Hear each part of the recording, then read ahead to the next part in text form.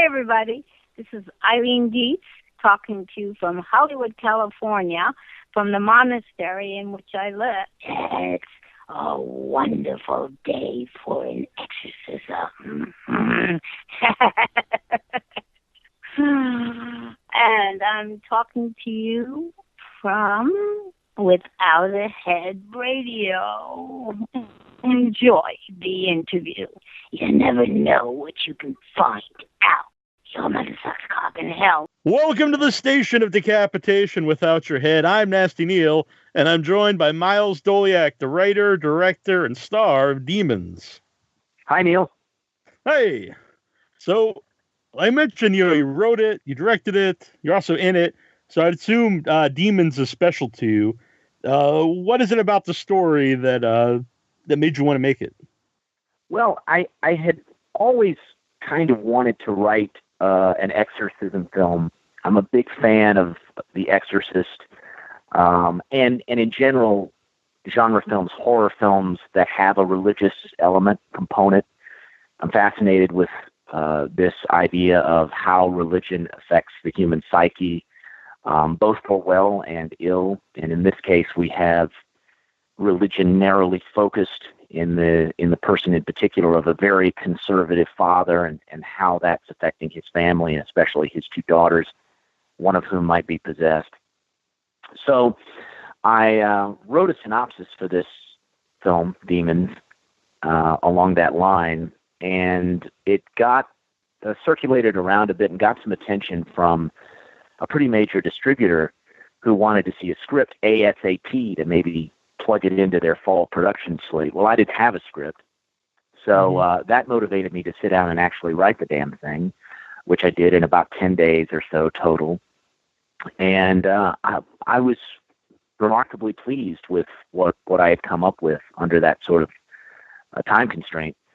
So that distributor wound up passing on the film, but we were able to work out a deal with Keith Leopard and Uncorked Entertainment, who had distributed my last film, The Hollow. Really had a great experience with Keith and Uncorked, and so we were off and running and shooting the thing here in the wintertime in Mississippi. Mm-hmm. You mentioned religion. Are you yourself religious? Well, I grew up Catholic. I might consider myself something like a lapsed Catholic at this point.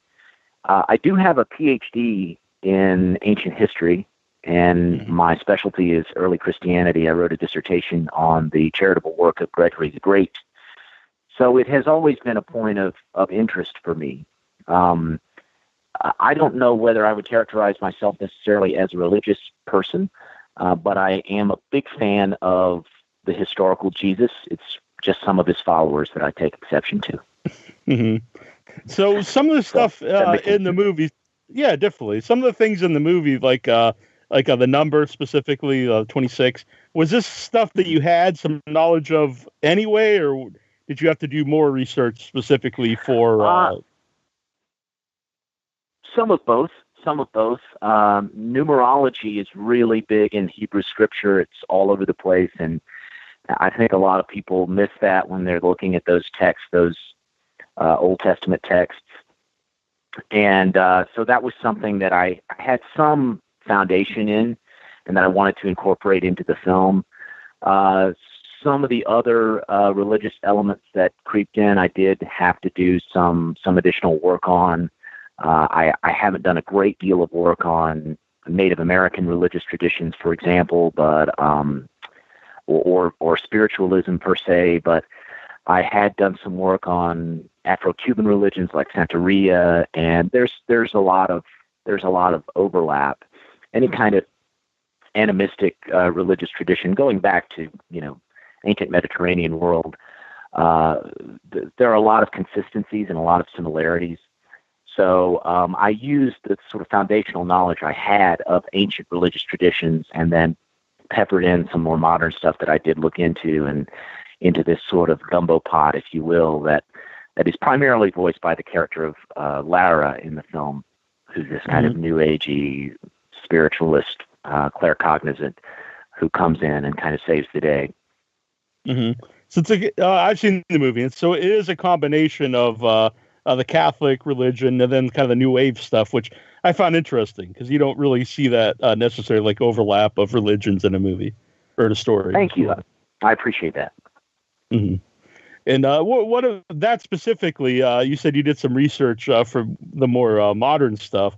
Did you find that interesting when you looked into that? Yeah, I did indeed. I think that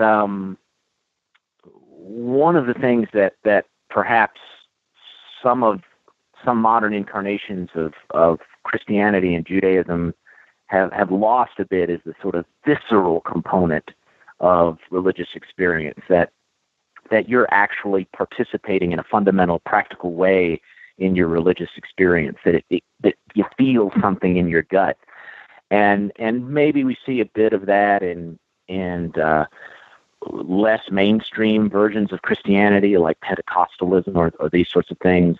But in the realm of spiritualism, that's a really fundamental thing. You know, it's sort of critical to the whole experience, and this notion that you feel the presence of the Spirit and are able to somehow pierce the veil between this realm and the realm of the Spirit, and feel the power of that realm creeping through in your person, that it affects you in an absolutely a physical way.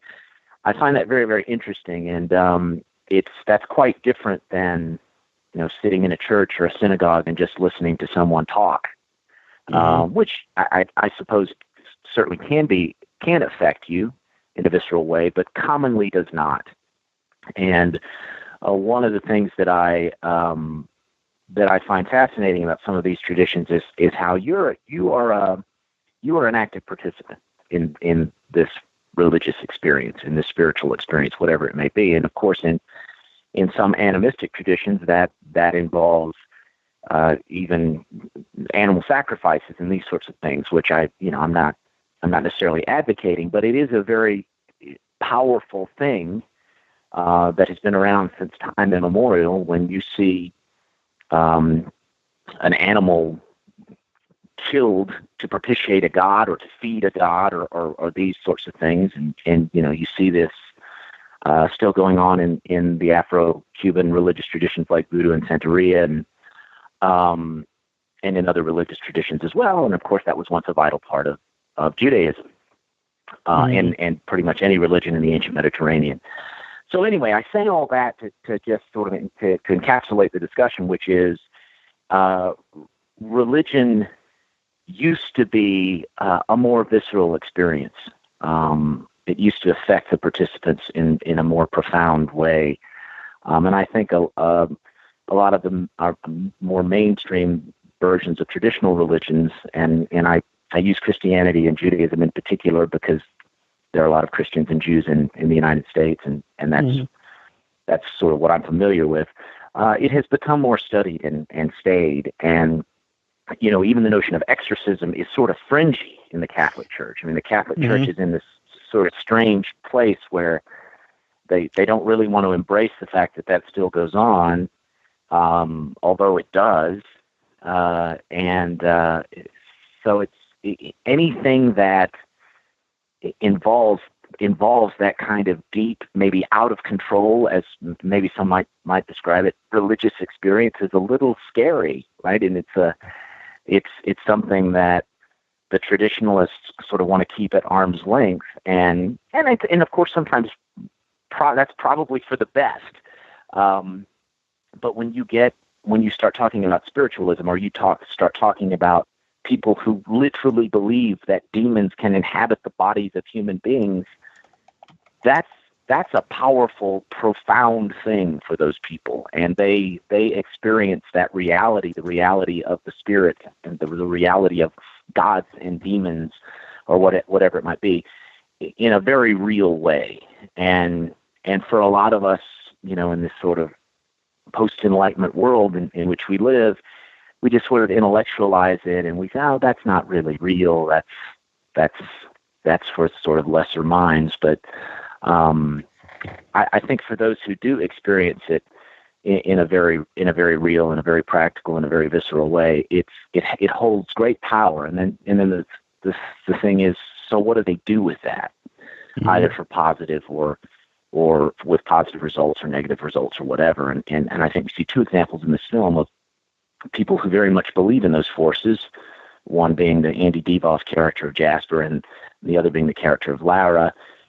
And with Colin and in particular being sort of somewhere in the middle, at least in the flashback portions of the film. And then in one case, the character of Jasper, there are real negative implications of that belief, and in the case of Lara, there are quite positive implications of that belief. So I'm just very much interested in this idea, the psychology of religion, the practical impact of religion, either narrowly focused or in sort of a more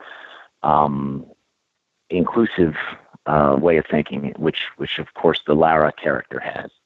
I always like movies like this because it's always a point where someone believes it's real or they don't believe it's real.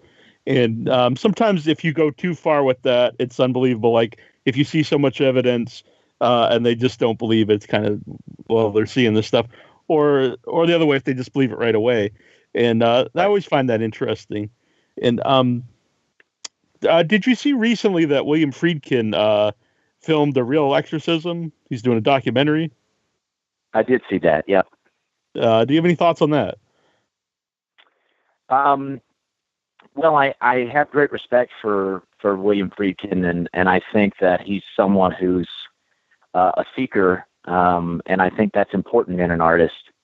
And I think that perhaps even he didn't recognize what kind of longevity that film would have and how many lives it would touch and uproot and disturb and challenge people's expectations and preconceptions. And so I think it's fascinating. I think the whole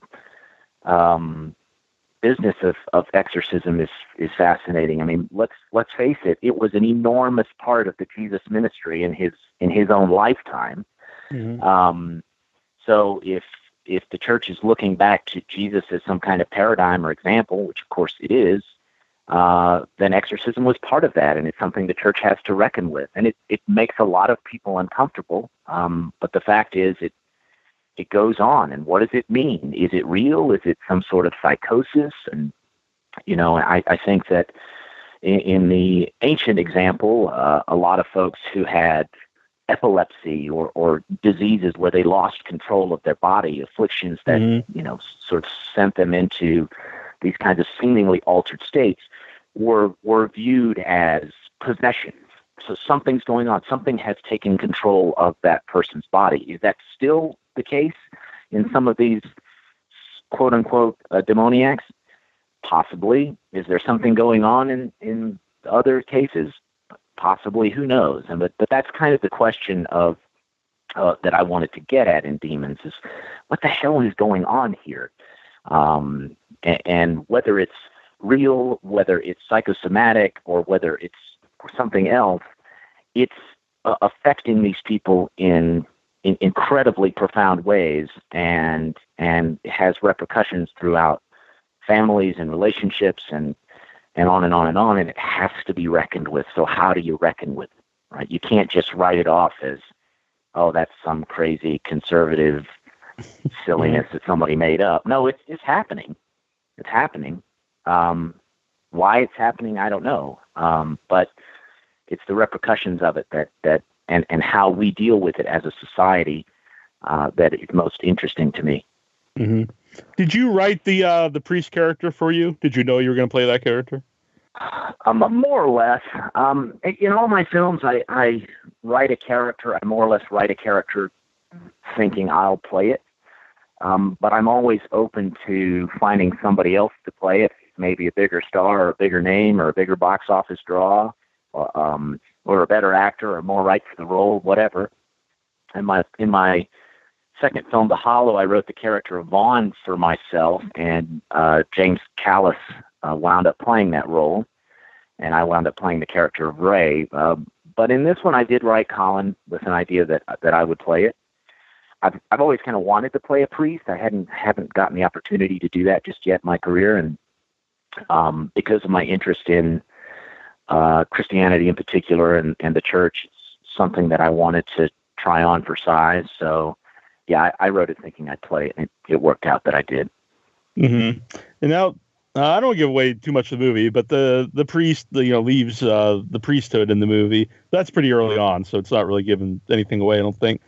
But Right. I also, what I liked about the characters, that you don't see this very often in movies, is that he's like a good person and he's a priest. Because usually in a movie, like in the last 10 years or more, if you see a priest, like you just kind of like, oh, he's going to be a child molester or just like some vile person of some sort, Right. Well, I think that, look, horrific things have happened under the guise of the church, under the watch of the church, and a lot of priests and clergy have done terrible things, but a lot of priests and clergy have done wonderful things. Mm-hmm. And there are a lot of priests out there who are great people, and I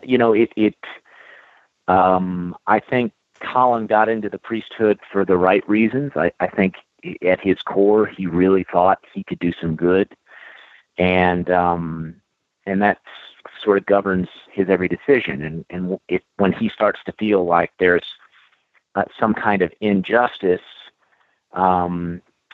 perhaps tacitly sanctioned by the church, then he steps away, because that's not who he is. But I didn't write the film with a mind toward tearing down the church in any way. I mean, the church is, we're talking about the Catholic Church, of course, has certainly made its share of mistakes, and I'll be the first to acknowledge that. But I'm a big fan of the current Pope, and I know that there are a lot of good folks that are out there working within the confines of the church and the clergy. And so I wanted Colin to be one of those guys, one of the good guys, because, as you say, there are plenty of portrayals of horrible priests out there. So to add to that was, that's not really what this movie was going to be about for me. Yeah. Why did you decide to tell the story in a non-linear way with back and forth? I just thought that the parallel timelines and in some cases the sort of bookend scenes which were related to each other or thematically was a very interesting way to go. And I thought it using that format would keep the audience on their toes more, would keep the audience guessing more, and would maybe inform the narrative to a greater extent. When you see something going on in the past and then you immediately see the repercussions of it in the present, and maybe it throws off the audience a little bit, or maybe the audience goes, oh, that makes sense. I see the relationship between those things. Or maybe they're totally confused. Any of those outcomes to me is a positive. And if we had just seen the movie sort of play out in chronology, in the standard chronological narrative, I just think it would have lost something. So I really wanted to embrace that kind of parallelism. And I'm always looking to give audiences something that maybe they haven't quite seen before, or maybe give them a new interpretation on an old theme or something. And I hope this film, I hope it maybe stands out from the herd a little bit, and is a bit of a fresh riff on the exorcism genre for this and other reasons. Mm-hmm. How did Andrew get involved in the movie? He's excellent in it. He has an amazing voice.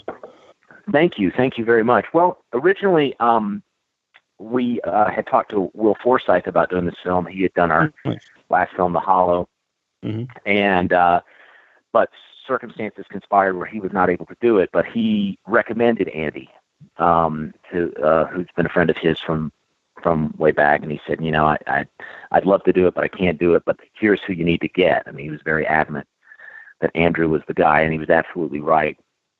And Andrew is a fantastic actor. He's got such an imposing presence, But he's also a quality human being and just an absolute delight to work with. And he brought such passion and energy to the set every single day and night. And he, I gave him this very complicated, layered, difficult role, and then I saddled him with speeches in Latin, and he just delivered famously. So, so glad we were able to get him on this project, because that character in particular is a kind of linchpin for the film, and you need a special kind of actor to play, and Andy is certainly that. Yeah. It's interesting you said William Forsythe, because since I've seen this version of it, it would be totally different if William Forsythe played that role. I'm not saying either one would be better or worse, but it would be a totally different movie, I think. Yeah, I absolutely agree. You're absolutely right. And it's so funny. I mean, there are thousands of stories like that out there, right, in film lore, from Gene Hackman being the first choice to play Hannibal Lecter, but can you possibly imagine anyone but Anthony Hopkins doing it? Right. A lot of times these things work out the way they're supposed to, and I'm just so thrilled I got to work with Andy and that he was a part of this film. And his voice alone is just so resonant and powerful.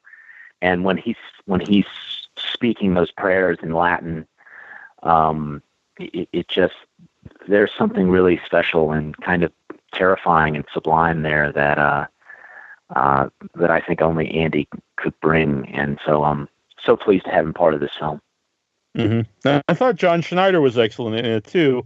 And I just haven't seen a lot of John Schneider. So when I see he's in it, I just think Dukes of Hazzard stuff. But he's a really solid actor. He came off great in the movie.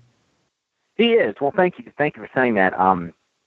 John and I both run film festivals, and we met because his Cineplex Film Festival was passing through my hometown of Hattiesburg, Mississippi. And we showed our short film Two Birds as part of that festival, and John and I really hit it off. And he said, if you ever have anything that you'd be interested in me doing, just let me know. And so when I was writing that role of Dr. Connor, which is another complicated role, I thought John would be really, really interesting in it. I don't want to give anything away, but Dr. Connor is perhaps not exactly what he seems on the surface, and John has this history of playing these kind of golden boys, obviously going back to Dukes of Hazzard and these salt of the earth type characters. And I thought it would be interesting to have John play someone who is a little more complicated. And and John is also a great guy to have around, because he's the biggest jokester and prankster you can imagine. He's always got a witty quip or whatever, and kind of keeps the proceedings light. And also he's just been around it so much that he knows all the tricks of the trade, and he's happy to make suggestions or whatnot if you run up against a particular problem on set. So so yeah, he was a great addition to the cast as well. Yeah, along those lines you just said, it makes it adds like a trust factor to that character, which plays out very realistically, I think, than why things happen. But maybe kind of a silly question, but how does it technically work when you direct scenes that you're in? Well, there's no right and wrong way, no magic bullet, but it oftentimes, or most often, you hope that there's time when you're stepping in front of the camera and you're looking at a scene, and then you there's cut, you call cut. You hope there's time to come back to Video Village, watch playback on the monitor before moving on. But the fact is that's not always the case on an independent film, where you're up against the clock every day and the page count every day. So you have to surround yourself with people that you trust. And if there was some real question of whether we had it, yes, I would go and watch playback. But I probably got to watch playback on this film 40 or 50% of the time, given our schedule. And the rest of the time, I really had to trust my DP, Ben McBurnett, who I had worked with before. He was the DP of my last film, The Hollow. And my producers, Lindsay Williams and Kevin McGrail, Ryan Jackson, all of whom were at some point or another behind the monitor watching the proceedings, and we just worked together as a team. And there would be times when I would ask one of those people, do we have it? Are you sure? And they would say, yeah, let's move on. And I just have to trust that, in fact, we had it. So ideally, if you're acting in a film, certainly as much as I was in this film and directing it, you try to watch playback as much as possible, but that is not always possible. So you have to surround yourself with a team of folks that you really trust and who's really going to shoot straight with you. You also have to have a game plan, a solid game plan going in. You have to know what your shots are going to be. You have to try to eliminate the surprises as much as possible. And so that when you get onto set, you can just execute the game plan rather than making it up as you go along. Mm-hmm. Where did you shoot the movie? We shot the movie in Hattiesburg, Mississippi, and Summerall, Mississippi. I'm from Hattiesburg, and this is the third film in about 4 years that we've shot in the Hattiesburg area. So we shot it in Hattiesburg, and then a little town called Summerall, just sort of out in the boondocks a little bit, which is perfect for this. And we also shot some of the Hollow in Summerall, so that's a cool community, a lot of cool locations, kind of a great Southern Gothic aesthetic that we took advantage of on this film. Yeah. Do you feel like using the South as part of your movies it adds something different to it, and is something that you'd want to continue to do? I do feel that way. The last two films have been willfully set in the South, and the culture and feel and mood of the Deep South were absolutely integral to them. I grew up reading William Faulkner and Tennessee Williams and Eudora Welty, and that literature of the Deep South really moved me and spoke to me. So I just really enjoy playing in that sandbox. So I think it's something that I will continue to explore. My first film was sort of set anywhere USA, although we shot it in the South. I didn't want to identify it as the South because of some of the things I was trying to say. I didn't want audiences to think I was saying this only happens in the South, which is absolutely not true. But the last two, the culture and perspective and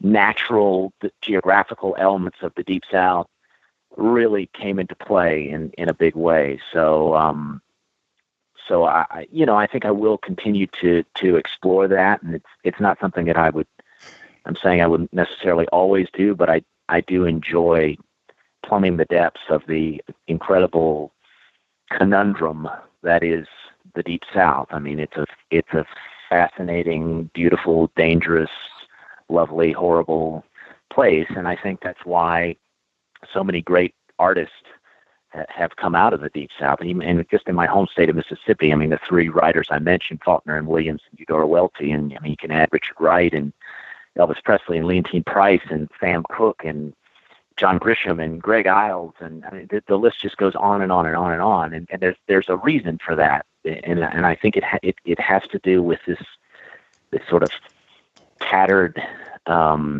history that the Deep South holds, the good, the bad, the ugly, and put it together in a stew pot, and it makes for this enormous creative tapestry that you can play with.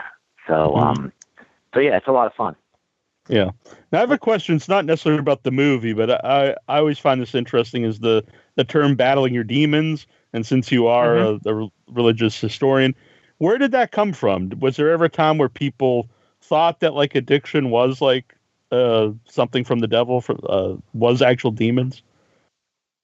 I think that until fairly modern history, because of the ubiquity of the church and the influence of the church, the reach of the church, and Christianity more generally, it was oftentimes believed that mental and, as I mentioned, physiological disorders were the result of some kind of demonic possession or some sort of outside force which was inhabiting the victim. Mm-hmm. So I think that's absolutely true. And we talk about battling your demons, and the question is, can the demoniac, him or herself, purge him or herself of whatever is ailing them? And oftentimes they can. It requires outside help. And it is interesting now, of course, that the church requires a doctor to examine the patient. So I mean, the church is acknowledging that there are certainly physiological reasons why a person could behave in these ways, in these strange ways, or as what might have been viewed as one time as possession could now have a perfectly legitimate medical explanation. But yes, I think until a fairly modern world, these things were commonly expressed as some kind of demon possession, or the victim is somehow unaware or warily in league with the devil. We can think of like the Salem witch trials and the things that were going on there, that there's some kind of evil force that is at play, which has been either, and in the case of something like the film The Exorcist, right? It's the victim unwittingly calls the demon into herself, and of course there have been historical examples where maybe someone wittingly has attempted to do that. And so yeah, to answer your question, absolutely, I think that it was commonly believed that this was the result of some sort of evil force that was at play. Mm-hmm. I just did a walk. Well, not just. It was last Halloween, but I did a walking tour of Salem last year for Halloween. It was really interesting because a lot of things are different than what everyone thinks. And no one was actually burnt at stakes, or they're all hung or squashed, and which sounded terrible. Right. One guy was like squashed over 3 days, which. Oh, yeah. But so Demons is coming out October in theaters and video on demand. What kind of theatrical release? It's select cities. I think we've got about somewhere in the vicinity of 10 cities, and it's the major players, LA and Phoenix and Atlanta and a lot of big cities like that. It's going to show in New Orleans, my favorite city in the world. So I'm very excited about that. We're going to go down and do a Q&A there in New Orleans. And then it'll be available simultaneously on cable on demand with the vast majority of the big time cable carriers, Comcast and Time Warner and Cox, and then available everywhere digitally: Amazon.com, iTunes, Hulu, Vudu, Google Play, all the usual suspects. Mm-hmm.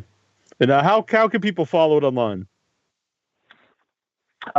You can follow us online on Twitter at Demons Movie. I think it's at Demons_movie. Mm-hmm. Yes, it's at Demons_movie. We're on Facebook at Facebook.com/Demons Movie.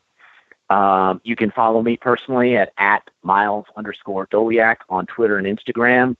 You can check out our website, which is www.demonsmovie.com, which is a great website designed by the wonderful Jenny Lee, and it has all kinds of stuff on it. Anything and everything you could possibly want to know about the movie is on the website, www.demonsmovie.com. So you can check us out at any of those places, and we'll be posting updates and news and notes and all kinds of good stuff as we approach the release here. Very cool. Well, I appreciate coming on today. It's my absolute pleasure, Neil. Anytime. Excellent. Hello, my friends. I am Fabio Frizzi, and we are listening to Without Your Head Radio.